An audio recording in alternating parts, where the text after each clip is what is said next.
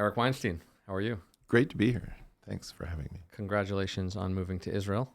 I didn't know. Who knew? 30 years you haven't been here, is that correct? Technically 28 for a wedding, but it was 32 since I stopped living here, so it averages out. What took you so long? No one called.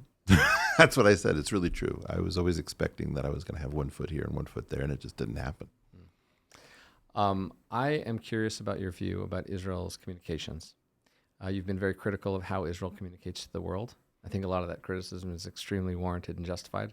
I was in charge of Israel's communications as the Prime Minister's spokesman. I would love to hear your view fully fleshed out on what Israel should be doing that it's not doing. We don't have enough time for that, but I do think that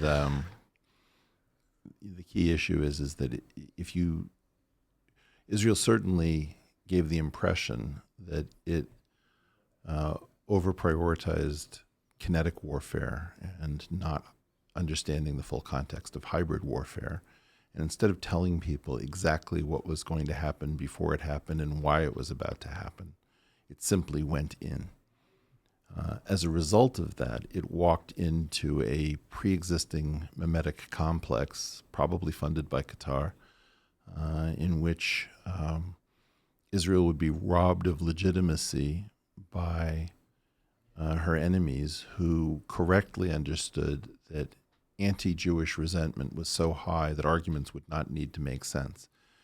And so I was forced, in particular, as were a tiny number of other people, to leave some posts, tweets that said, look, here's what is about to happen, and it's going to be horrific. Here's why it's happening. And the bill for this is not being sent to Jerusalem. It's being sent to Gaza. And the reason for this is that the desired outcome was pulling innocent Arab children out of rubble. That's what they wanted. And that's why I made this tweet about IDF-assisted suicide being in Zugzwang, and most importantly, Munchausen by proxy. So in Munchausen by proxy, it's very hard for most of us to consider the idea that a mother would harm her own charges in order to garner sympathy and attention. But such is the human condition. And when Sinwar, in particular, orchestrated this, he innovated well beyond human shields, in my opinion. So when you say human shield, what you're saying is that somebody attempts to protect a military establishment by putting something unthinkable in its path. And that could be an orphanage, a school, a mosque, an old age home, doesn't matter. I don't see it that way. I see that these tunnels were basically crosshairs to help guide Israeli munitions into structures that house the most vulnerable.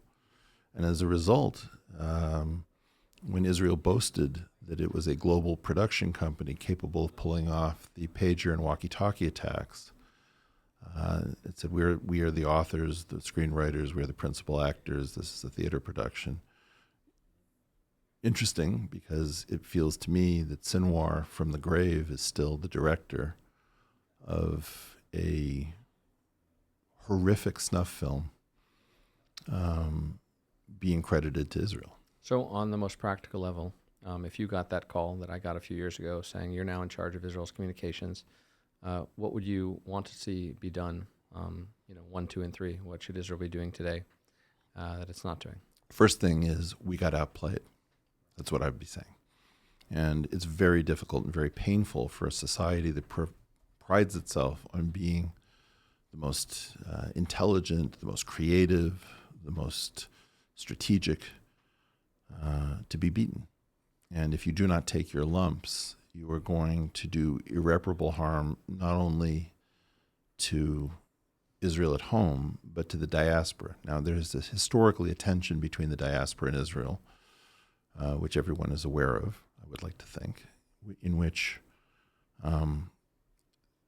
many people take a very simplified message, which is that we are at home here in Israel. We do not do things to please others. We simply conduct ourselves knowing that this is our land and that what our rights are, and we answer to no one.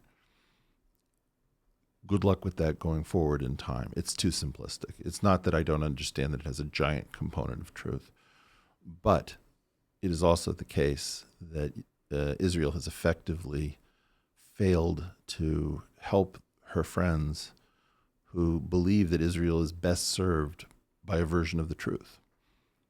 It gives the appearance of thinking that Israel cannot survive the truth, to talk about the fact that in all wars, individual wrong things happen. There's no question that you can't pull something off at the scale without collateral damage or somebody sadistically taking out revenge against a life that would be better spared.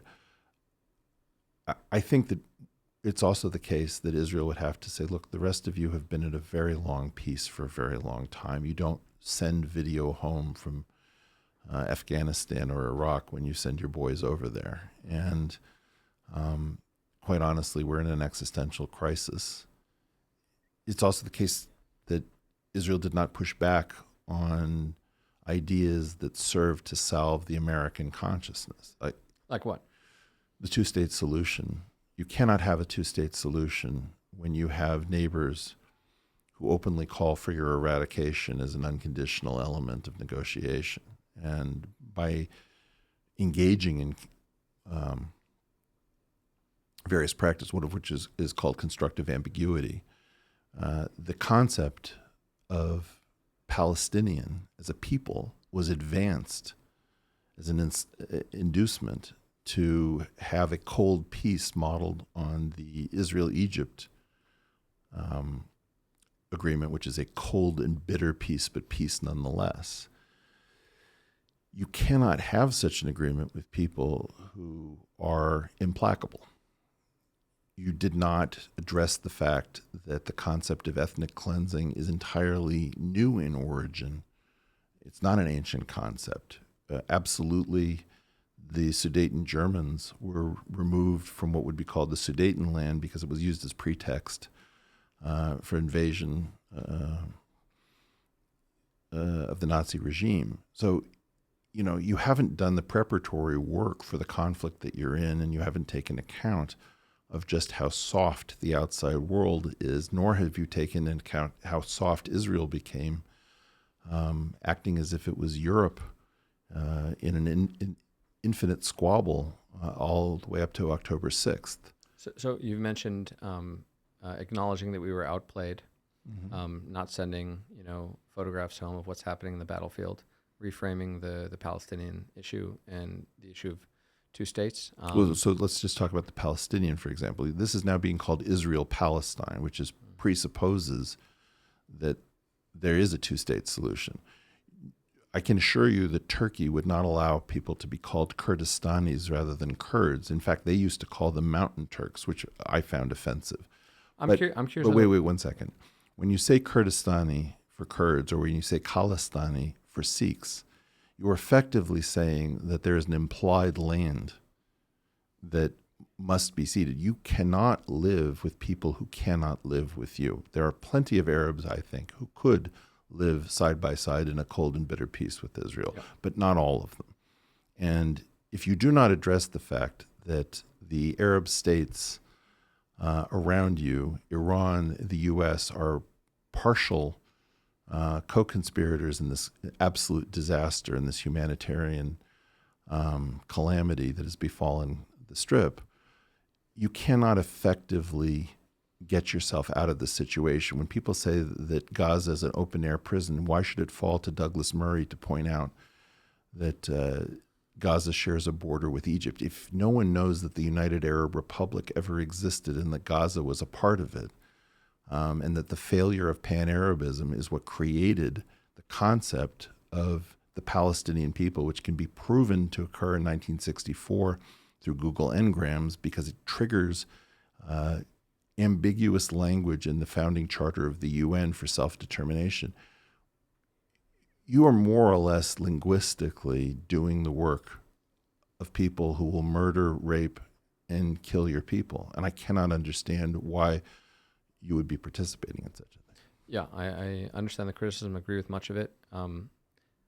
In addition to the framing issues of how you speak about this, I'm curious about your view of the landscape of those fighting these hybrid wars against Israel, America, and the West. Um, particularly, it seems like we are outgunned and outmanned and outspent on some very core issues when it comes to fighting this narrative war. It seems to be, a constant attack against Israel. So yes, we sometimes undermine ourselves from within with bad framing, but we have billions of dollars being poured into American universities by Qatar. We have Iran funding protests in America. We have subterfuge and hacking by the Iranian regime. We have full-scale narrative war by China against the West. Do you think there is even a remote awareness of the resources and attention that needs to be marshaled to defend and win that war? Yeah, and I don't mean to be rude about this, but given that I repeatedly asked, will none of you reach out to any of your friends abroad? And I don't even mean just your Jewish friends abroad. The abject failure to even avail yourself of things that are free, willing, and trying to help you is unforgivable in this situation. You mean Israel's lack of outreach to friends and allies around the world who could help it win the narrative war? Yeah. And to what do you ascribe the absence of that? I fear that Israel forgot who she is and where she lies. I don't have a model of it. I was saying in the previous podcast that I was seated next to somebody at a table in a cafe in Tel Aviv who refused to take a picture for a meeting with friends and then got up and left a bag at the table next to us. And the person we were meeting, in fact, was the daughter of my dearest friend serving in the IDF in the North. And my wife and I immediately had the reaction, somebody is abandoning a bag at a table next to us. This is immediately our backs were up and our ears were engaged for what this was. We started to engage the woman. The young woman in the Army had no idea that this constitutes a serious situation. I am astounded that I see very few assault rifles being carried by civilians. I see very few sidearms. I don't understand where I am. Well, you pointed to the fault of the government to do things, and having spent many years in government, more than a few, I saw the inefficiencies and the bureaucracy and the slowness and the old school thinking of the system, which prevented really any great innovation. And across the pond in America, I see the best companies are all happening outside of government that are truly advancing humanity, the Palantirs, the SpaceX, the Andurils. In this hybrid war, what do you see as the role of private industry to reach out to friends more, to create better framing, to distribute The idea messaging? that this requires a market incentive is repugnant. How do you mean? This is a question of survival, not a question of Q3. It's just, you can't afford to drain all of the smarts out of government, and nor can you afford to not engage people who are trying to find a number that they can call. You also, just to be blunt, don't realize just how good the anti-Israel network is at undermining the credibility of everyone who attempts to stand up for you. If somebody presents me with video that I can't corroborate, if I don't know that something actually occurred and has to be dealt with, or was faked, or has been robbed of its proper context, then what you're asking me to do is to stand up for you, only to be undermined and have my legs cut out from under me for the privilege of making a small gesture on your behalf. I don't mean to say that it's for lack of desire that the government doesn't do well at this. I mean to say that inherently and systematically it seems ill-equipped to be innovative in this field. Why would you don't buy that? I know individuals who work out of their basement who are more effective than the government on a budget of nothing. Because it's not budget to pay. It doesn't have to do I'll with give budget. you the same advice that Joe Rogan gave me. Joe Rogan once said, when I was thinking about starting a podcast, he says, go back to my first shows. He said, you will see a guy with terrible lighting with a webcam making fart jokes directly into his laptop computer. to complain that you don't have the resources to accomplish this, when in particular you have executed brilliantly in kinetic warfare, means that you need your portfolio rebalanced. And again, under normal circumstances, the idea of getting off of a plane and within a week telling Israel what it needs to do without having been here for this long is not something I would ever engage in. But I'm also livid. Yeah. Livid. Well, I agree with you. Wait. Again, it's not you personally, but I'm using you to stand in. Israel has endangered the diaspora. How so?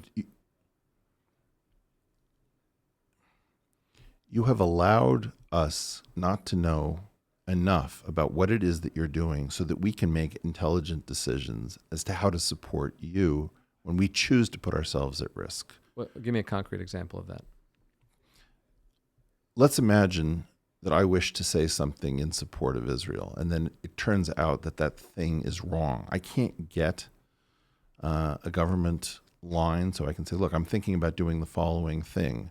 Is there anything I need to know before I do that? And we can comment, we can't comment. Yep. Look, there is something that's very negative. Here's how it was handled. You have friends with extremely large followings who've built credibility with their courage, people who stood up against the idea that it was racism to claim that COVID had to have come from the wet market. And you think nothing about incinerating their credibility, hoping that they'll take initiative because the government of Israel is too busy fighting a war. You need to be fighting a hybrid war. And the idea that, that Qatar and company are 40 years ahead, I've never heard Jews talk like this in my life. Okay, 40 years ahead, is that all? Somebody brew the coffee, we're staying up. I mean, we're talking about, I just walked past, I don't read Hebrew very well. I come from a completely secular tradition. Nobody's had a bar mitzvah in my family since my great-grandfather on my mother's side. And to walk down, I think it was King George Street, and see the name Weinstein on one of the hostage posters. And I know exactly who this woman is, and she's the sweetest, most loving, most wonderful person. I think she wrote children's books for the children who were mentally retarded or something like that. It breaks my heart that you're in the right in this instance, and you've squandered so much of the goodwill towards the Jewish people. You have no right to do that. I think I totally agree that it's not a question of resources. You could quadruple the budget for any of these bodies tomorrow. Okay, so we're talking about tunnels and things under the pyramids. Are you telling me that, like, I have a PhD from Harvard. Nobody says, how do we get the smart people to figure out how to figure out what's under the ground? I don't know what you're doing. Yeah, this is coming out a lot angrier. No, that's fine. You're in Israel. You should be a little angry. No, but I'm still a guest. I'm an American. I'm not an Israeli. It's okay. Who are the sort of people you think that need to be called upon and at the table? What are the skill sets that they need to have in order to do a much better job at this? I don't know. Maybe they should know partial differential equations. They built a company. They've got a large following. They're rhetorically gifted. One of my comments, this has nothing to do with Israel, but before Douglas Murray became your friend, I was in awe of him. And one of my comments about Douglas Murray is that the entire fate of Western civilization cannot rest on the figures of one man. We've gotten to a point where you're just not calling in people. You have the resources. You have rooms. You can put people up in hotels. You can find seats on airplanes. You can allow them to sleep business class. You're crying poor. You're pretending that you're busier than you are. And you're not thinking ahead. And everywhere I walk in this country, it says, bring them home now in English. The reason it says it that way, in my opinion, is that you guys are very divided. Does that mean a ceasefire? Does that mean military occupation at a level of brutality that has not been seen in order to play in the language of the region, which is violence.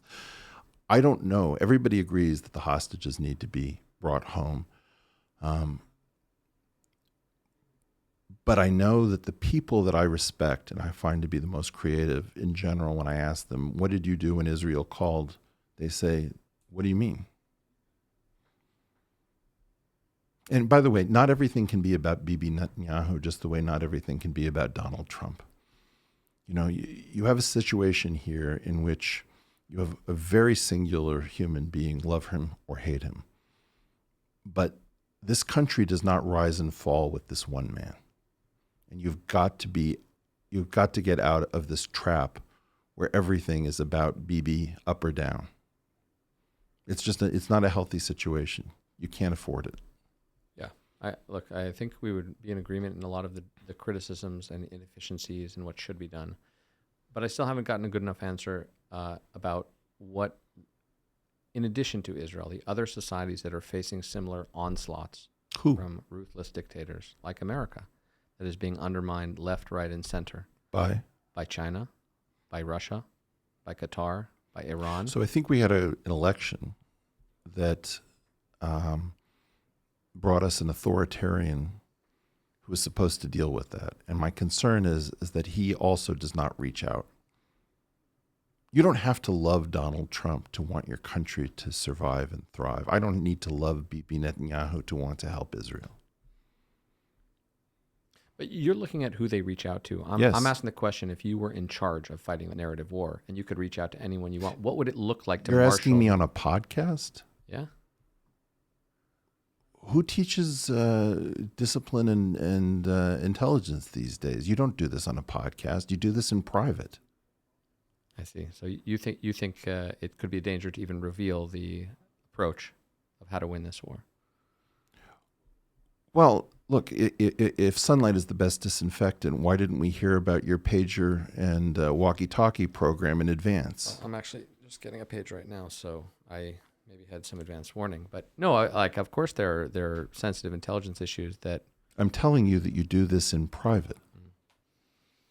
Okay. So is that one of the reasons you focus more on what the democracies are doing wrong than how to win against the authoritarians? You know who Casey Stengel is? No. Casey Stengel, I think, was the manager who was responsible for the Miracle Mets. Without question, the greatest thing he ever said when he was handed one of the worst teams in baseball history was, "Can't anybody here play this game?" Yeah.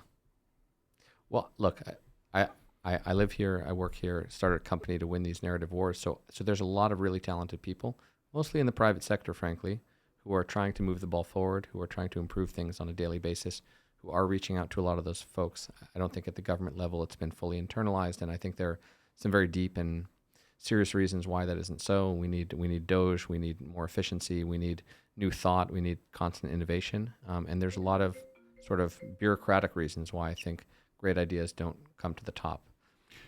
If I may, Please. I am so pleased that you've chosen to ask these questions. I'm very embarrassed that I am answering them as it's just, this is not a good way to be a guest. It's okay. So this has nothing to do with you. What I am trying to say is stop the excuse making first. Stop talking about the fact that you have no resources. Stop talking about the fact that the private sector is more effective than the government.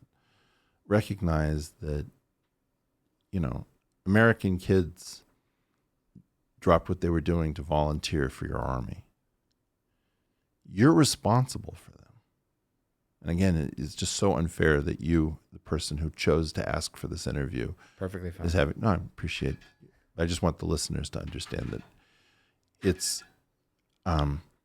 We've got to do brilliant things to get out of the situation, and one of the things we need to do is that we need to figure out how free speech and multiculturalism result in something where, if I say meeting my relatives in Tel Aviv, and then I want to look on social media as to what reactions. I'm not wading through 1,000 replies from, monkey farts 12,000 that somehow I'm supporting genocide, because what that's It's a great account, by the way.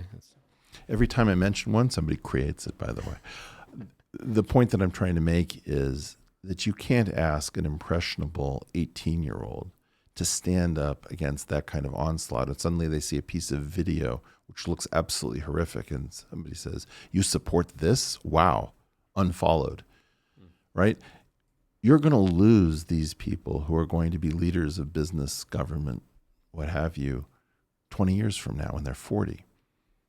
Because effectively what you did is that you didn't show them people standing up. And, let me just say something else, which Israel needs to hear. I have no idea whether or not Israel's intelligence services were behind Jeffrey Epstein. I know that if they were, it would have to be a joint CIA-Israel project. I have been very outspoken that I don't care, because I met this man and he was not a disgraced financier. He was a construct. Somebody created Jeffrey Epstein. He's not a naturally existing object.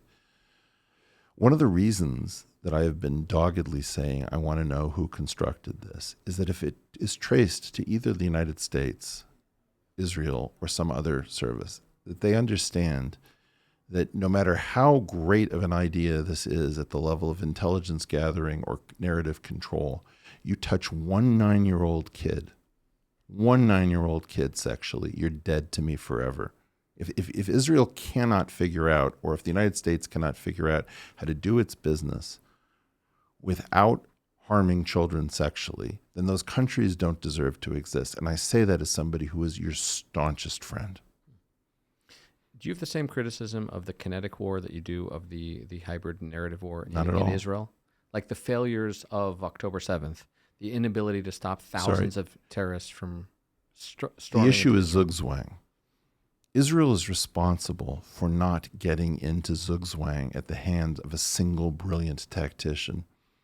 And without question, Sinwar's willingness to die and to murder his own people with your hand. Look up on Google engrams, suicide by cop. It does not exist before the 1990s. There was this mystery. All sorts of people were dying because they were pulling toy guns on policemen. And people would say, why would you do that? You know you're going to get killed. And then it finally dawned on people, oh, you're trying to get killed. So more or less, the correct answer is not, look, we're very careful in our surgical bombing. We have to do this, blah, blah, blah. The correct answer is, you're looking at Sinwar's handiwork because we failed. And that's what my tweet that people talk about is all about. It's saying, I know what's about to happen. You haven't even done it yet. How confident are you that those messages are the most effective at persuading? There's copious academic literature that talks about the importance of emotion and framing and all sorts of things. And there's an impulse in Israel to say, well, let's just get out the truth. Let's say this happened here, this didn't happen, et cetera, and it will spread of its own Sorry, volition. who told you that the truth speaks for itself? No, I'm saying that's wrong. No, I know that. But Yeah. what I'm trying to say is that if you look at my article on Russell conjugation, is somebody a fink or a whistleblower? Those are actually technically synonyms in English, even though you can't use them interchangeably because of the emotional shadings. The truth does not speak for itself. You need to put the work into the best rhetorical reformulation of any given point. In other words, the key question is, what do you believe about the situation? Do you believe that Israel is prosecuting this correctly? I do not. I believe that fundamentally Sinwar decided that it was worth trading the lives of the people under his charge for the soul of the state of Israel. And why you're cooperating in this game, I have no idea why you don't claw back language that was extended through constructive engagement and constructive ambiguity as a courtesy when there was a cram down of a two-state solution. You cannot afford to deal with the people who hold hostages while claiming genocide, chanting from the river to the sea, looking for a genocide of an actual people. This is the Palestinian Arab flavor of the Arab people. The Arab people are a very real thing. There is no trace of the phrase the Palestinian people in the entire corpus of the English language before the failure of Pan-Arabism. And if people don't understand that Gaza was part of the United Arab Republic, you haven't even gotten to square one. How will we know when we've won or made appreciable advancement in this narrative war? Is it simply the removal of certain terminology, or is it a transference into policy? You've already lost certain things that are not going to be coming back. The key question is not what do we do after October 7th. You had many more limited options.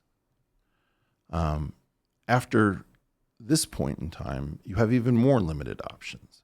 My question is, at what point do you stop the bleed? I just want to know, have you called the smart people? You have non-Jewish friends who love this place, who don't know how to stand up for you because they don't know where you're going to move next. Yeah. Let me put it to you this way. There's a concept from Harry Markowitz in investment theory called the efficient frontier. There's two separate issues. One, are you on the efficient frontier? And the second one is where you wish to be on the efficient frontier. I'm not telling you that you need to be harder in your rhetoric or more compassionate in your rhetoric. I'm saying that you can be more effective and kinder, both by just not tying your shoelaces together on both shoes and tripping. I don't recognize the genius place that I left in 1993. What's the main difference that you don't see now that you saw then? You know, this place is just crawling with creative energy. It's one of the reasons that business works. Yep. You cannot afford this level of income inequality between your army, your government, and your private sector.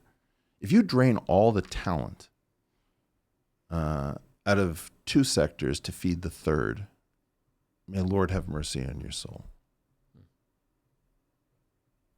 The army needs brilliant people, and your government needs brilliant people. You need brilliant writers, podcasters, filmmakers. And when you say, you know, okay, we're a startup nation, our tech sector is the envy of the world, I don't know if you know the self-own that actually is.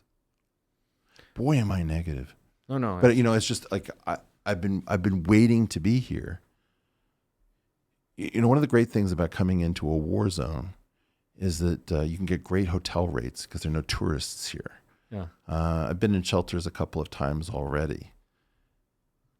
People want to come, they want to help, and just getting out of their way. Yeah. Because you were wronged. You've wronged people in Gaza. You've wronged people in the West Bank. In this instance, you were wronged.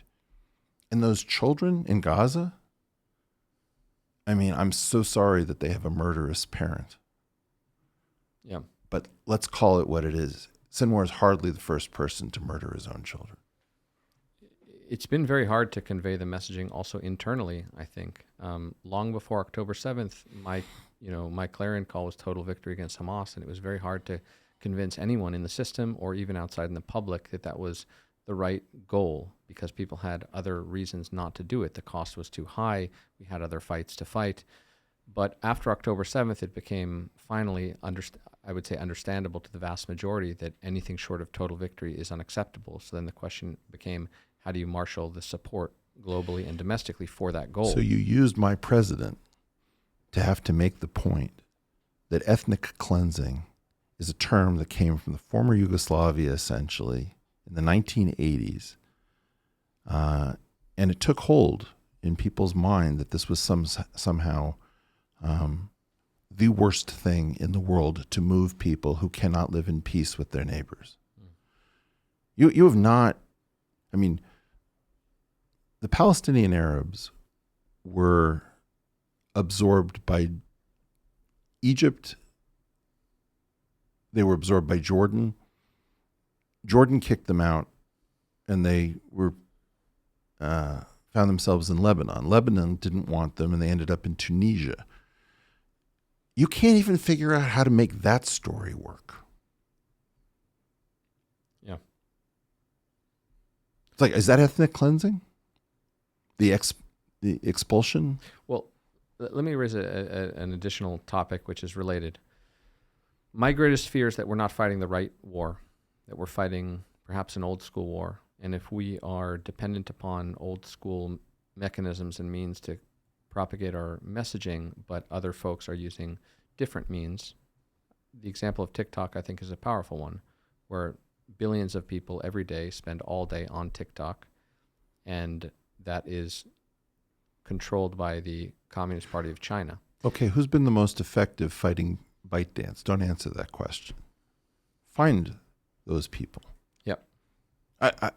Again, I don't know what conversation I'm having. I can't even recognize why we're doing this at this level. All right. I don't understand. You think you're the only ones up against China? No, of course not. Okay. You have friends. Many people are. All right. So tell me what's going on. Well, I think in order to reset our ability to fight this war, which is what you're pointing to, you're saying there are high deficiencies and you need to act in a better way in order to be on the Do you playing know field. what your high water mark is? I don't think you do. No. I saw Arab and Druze families passing out sweets when Nasrallah was removed from their lives. That is the most powerful endorsement because it breaks the narrative in the mind that the Jews are the problem. Yeah. The point is that this region is always fluid, right? The enemy of my enemy, friend, today, Wednesday, this, that, things go back and forth. It's like gut bacteria rising and falling empires that you didn't even know existed. The fact is this region will embrace Israel and turn its back on Israel, not because of ancient hatreds, which is the narrative, based on whether you just solved somebody's problem. I did not know until recently that King Abdullah had a Jewish brother. Who knew? You're saying that religion plays no dominant role in No, this conflict? We're fascinated with each other. We hate each other. We love each other. People don't have enough understanding of how textured this place is, right? My claim is that there are all kinds of begrudging admirations. I was just doing a podcast in which we were talking about the brilliance of the Persians. Yep. Americans just think that these are ancient hatreds that are implacable, and they're not. In Israel, that's undoubtedly true. And I remember being on a shift one night, standing at a checkpoint, and the other soldiers around me, one was Bedouin, one was Druze, one was Ethiopian. We're all talking, joking. All sorts of languages are, being thrown about. But the dominance of religion as a prime mover for some of the hatreds, you don't buy that at all, or do you have a different interpretation of it? Look, one of the stories against you is that you are a European colonial power on Arab land. I can't tell you how funny that is. I just got chewed out by a Japanese lady who thinks that what little Hebrew remains from 30 years ago sucked, right? I'm watching black kids with assault rifles, hand in hand. I've used on this trip what little I know of Hindi, Spanish, Russian, and Turkish, along with English and Hebrew. This is one of the most diverse places on earth. No doubt. You have totally... Just pay for people to go through Carmel Market in Tel Aviv. The Jewish world, we have mated with just about every people on earth. This place is a rainbow. It's completely insane. It's extremely colorful. And there's no record of this in the mind of American leftist revolutionaries who believe that this is all Ashkenazi Jews. Right. And some on the right who increasingly are... Do you have a disaster. In the speech the fireside talk I did in Jaffa the other day, I suggested make the Middle East Christian again. You have to do a better job with our Christian friends, letting them know that you've got their back. You've got strength that you can afford to provide to people. It's Hillel's question. If I am only for myself, what am I? Yeah. Israel needs to stand in part for the re-Christianization of land throughout the Middle East, because increasingly you're coming up with this fiction that not only is the Middle East Arab, Yep. but that it is exclusively Islam. And it has never been, and it should never be. Well, what you're saying definitely accords with my own experience, having sat in the meetings with Xi and Modi and Obama and Right. Egyptian leaders, and across the world, the admiration that people have for Israel and their ability to see that Israel is helping solve one of their problems is massive. Agriculture, water, intelligence. We are so proud. It's incredible. You're so proud of all the things that Israel does brilliantly well.